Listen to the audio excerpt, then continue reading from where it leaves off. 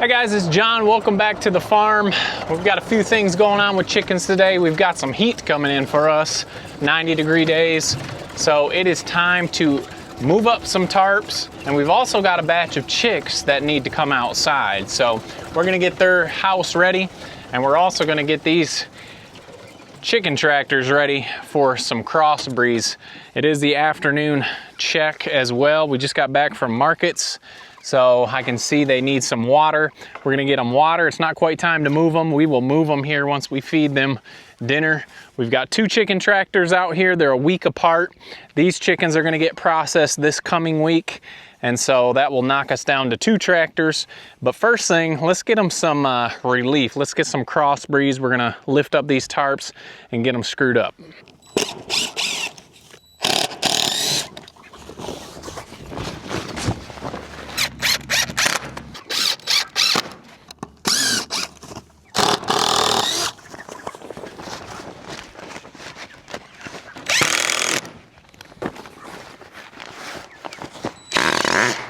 All right, here's our group. They're gonna be 7 weeks old this coming week. And like I've been talking about, the Cornish all year this year is the growth rates have been phenomenal for us. So normally you'd butcher Cornish. You can butcher them whenever you want, but we normally shoot for 8 weeks.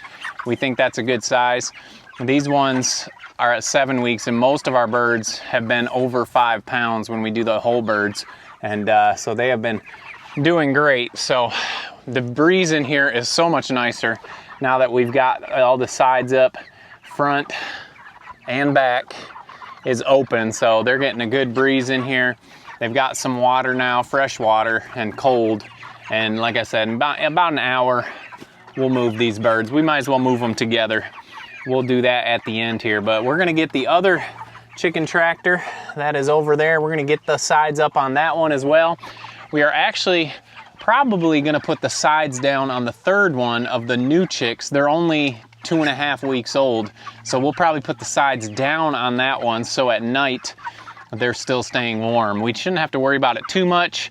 We've got their heat lamps off in there, so they're used to not having the heat, but they're still in the barn where there's no wind or anything like that. And if we get hard rains, which we don't have any in the forecast for 3 days, but you guys know what that means. The only job in the world you can be wrong on and still keep your job as a weatherman. So we could have some summer storms pop up, and we don't want them to get soaking wet since they're not feathered out yet. So that will be our last stop. But we're gonna go get those other birds, get their sides up. We're gonna go check out the egg layers because the fruit is looking good. We've got some issues with it, but for the most part, it's looking good. So let's get the sides put up. We'll get the new chicks out. We'll go check out the fruit over there and see how those egg layers are doing keeping the pests off.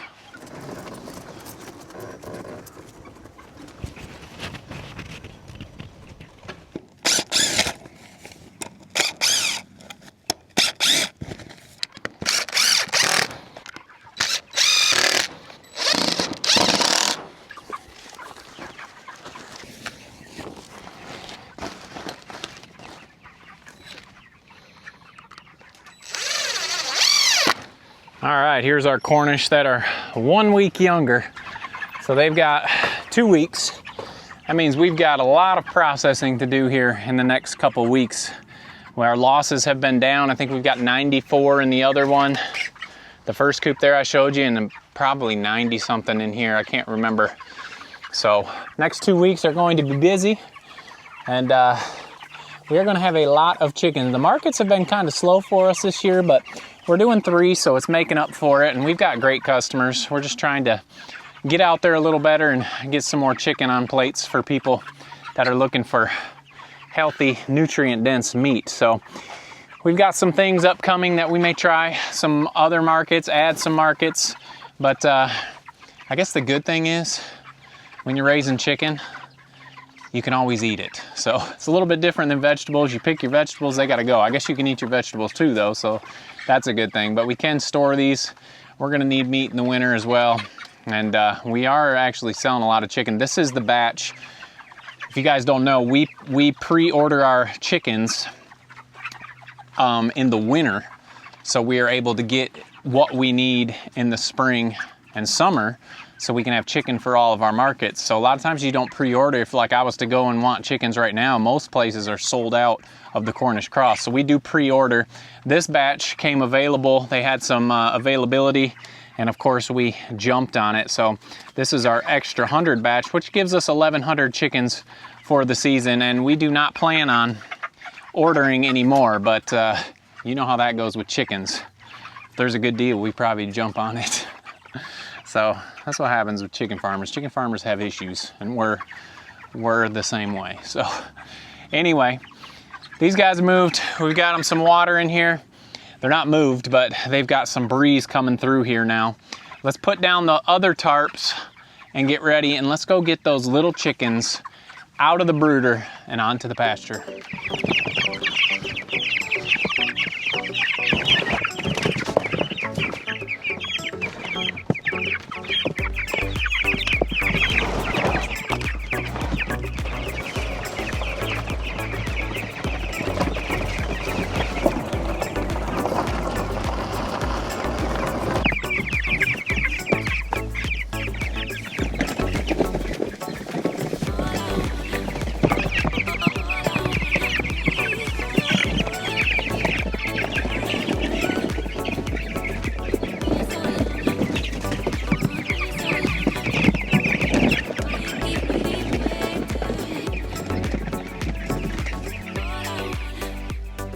All right, that is our last batch that we have in the brooder. So the brooder is empty. Isaiah got excited because they didn't have to check the brooder, but I told him we got more chickens coming this Wednesday, so it won't be long, but that gives the brooder some time to rest. We got multiple brooders in there, so it's not like we have to put them in the same one that these ones are just getting out of. We've got some that are clean and fresh and ready to go, and we'll clean up that brooder so it's ready. We brought their feeders out for today. They'll finish up their feeders out here. We'll fill the troughs tomorrow, and they're gonna stay here. And after today, they're gonna get moved twice a day. Since it's already after lunchtime, they'll be fine here for the rest of this day. And then from tomorrow, every day, they're gonna be moved twice a day during feed time, but never gets old. We get to do this 11 times, bring 11 different batches of 100 chicks out on pasture. And the warmer it gets, the earlier and earlier we can bring them out. You can see these guys have fluff still, not fully feathered out, but that is fine. I've decided to keep the sides up on this chicken tractor because it is warm enough that they will do just fine. We do dip their beaks because they're switching to the pan feeders, but they'll figure it out on their own. We dipped a couple beaks, and then the rest will follow and wonder, what the heck is that chicken doing? And they'll be able to get to their waters. So there we go. Chicks are out of the brooder until Wednesday, and then we get another batch of 100. Okay, gotta do a egg layer check, bug patrol check, see how everyone's doing. Here are the brown sex links, and the good news is the fruit is looking good. Every once in a while I'll get one of these that's rotting, and I come out here and I pick it off. And the good thing is it doesn't go to waste.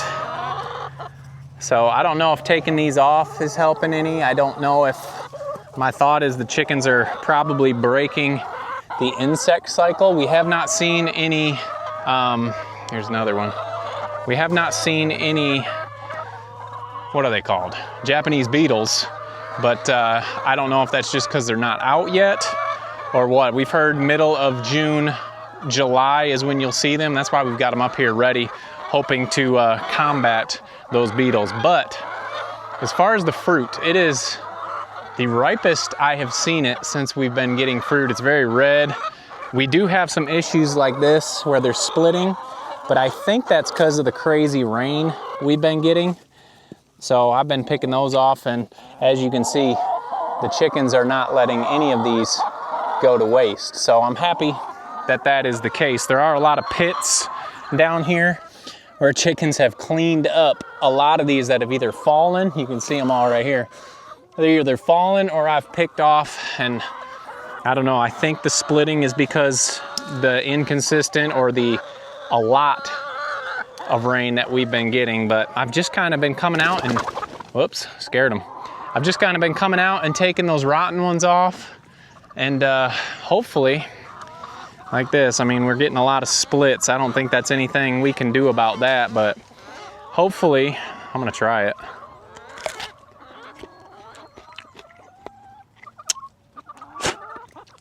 It's a little bit tart, but the chickens like it. So like I said, it's not going to waste, and we've got a lot of them here. Not all of them are splitting or turning brown like this one. So I'm hoping it's nice and soft in that brown spot. No wonder those chickens like those ones, but I'm hoping we're gonna get a few pieces of fruit. So have not seen any beetles, have not seen too many bugs or anything, but they're looking better than last year. I guess that's the best we can hope for. So Honeycrisp apples are looking amazing right now. That's the best this has looked, and I do not see many, if any, wormholes on them. So that's good. This tree's not quite as nice as that other one, but anyway, it's fun. It's fun trying to grow this stuff. It feels like anytime, whether you're growing animals, whether you're growing vegetables, whether you're growing fruit, something's trying to eat it, not just you. So it's not the easiest thing in the world, and we obviously are not trying to spray anything, trying to do it all natural. Let's check out the peaches. The peach tree smells really good. So they're doing all right. We've got time, obviously. It's not even really close to time, but they're looking good, and I don't see many, if any, wormholes on these either. So fingers crossed, guys. We are still trying to get some fruit, and so far all I can say is it's better than last year. So look at this one. You taking that whole nectarine for yourself? You might as well, huh? We've had a question about where's Cal. Haven't even thought to update that lately. We talked about it a little bit in a previous video, but let's go check out where he's at real quick before we let you go.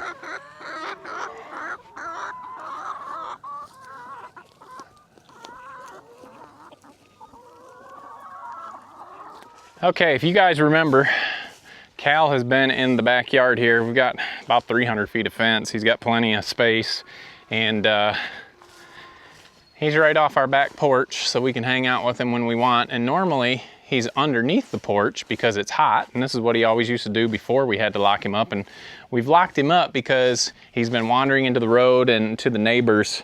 So we're trying to figure out what to do with him. Here he comes. Cal, come here. You want to say hi to everybody? You're so big, it's hard to fit in there.